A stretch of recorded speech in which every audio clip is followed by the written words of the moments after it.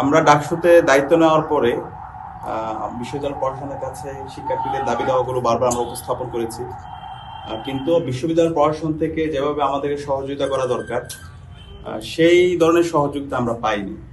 প্রতিবারে যখন আমরা শিক্ষার্থীদের দাবি দেওয়া নিয়ে প্রশাসনের কাছে যাই, আমাদেরকে বিভিন্ন ধরনের তাদের বাজেটের ঘাটতির কথা বলা হয়, ফান্ড নাই। নায়াসিনামাইড ও স্যালিসাইলিক সমৃদ্ধ লিলি ফেস ওয়াশ যা ফেসের ডেড স্কিন সেল দূর করে দেয় দ্বিগুণ ফাস্টার ব্রাইটেনিং বলা হয়।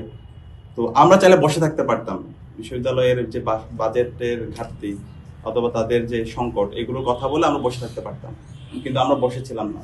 আমরা একই সাথে বিশ্ববিদ্যালয়ে যারা অ্যালামনাই আছে এবং বিভিন্ন ধরনের যে ইনস্টিটিউশনগুলো আছে, দেশের বাইরে যে রিসোর্সগুলো আছে সেগুলোকে আমরা মোবিলাইজ করার চেষ্টা করেছি এবং তার উদ্যোগে আমরা প্রত্যেকটা জায়গায় আমরা কাজ করেছি। ইতিমধ্যে আপনারা আমাদের যে রিপোর্ট পাবলিশ হয়েছে সেখানে দেখতে পেয়েছেন, আমরা যে ইস্তেহারগুলো দিয়েছি প্রত্যেকটা আমরা অ্যাড্রেস করার চেষ্টা করেছি।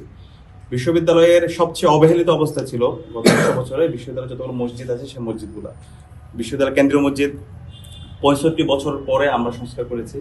এটা আপৎকালীন সংস্কার, প্রায় 3 কোটি টাকার মতো সংস্কারের কাজ হয়েছে।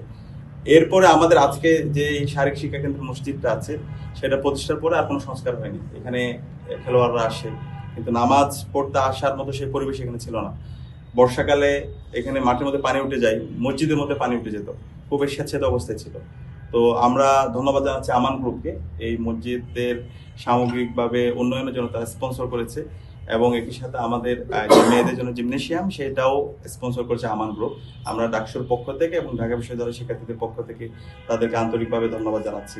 এবং আপনারা ইতিমধ্যে জানেন এই শারীরিক শিক্ষা কেন্দ্রের আধুনিকায়ন করার জন্য বিসিবি থেকে 2 কোটি টাকার একটা ফান্ড এসেছে। একই সাথে মসজিদ সংস্কার এবং মেয়েদের জন্য জিমনেশিয়ামের জন্য প্রায় 60 লাখ টাকার মতো আমরা প্রজেক্ট নিয়ে এসেছি। তো সব মিলিয়ে 2,60,00,000 টাকার কাজ এটা হচ্ছে এবং এই কাজ শেষ হলে পুরো শারীরিক শিক্ষা কেন্দ্রের আমূল পরিবর্তন হবে।